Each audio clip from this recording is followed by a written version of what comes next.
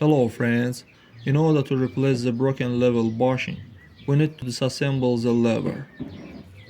Then knock out the old bushing and press in the new one. Friends, but before starting the video, subscribe to our channel, put like, and don't forget to put a bell so as not miss new video on the channel.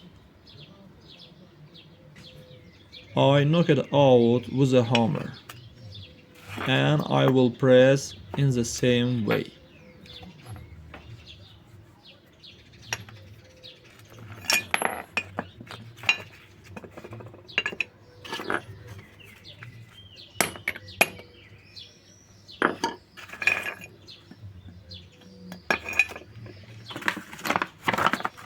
That's all guys, subscribe to our channel, put like, and don't forget to put a bell so as not miss new video on the channel.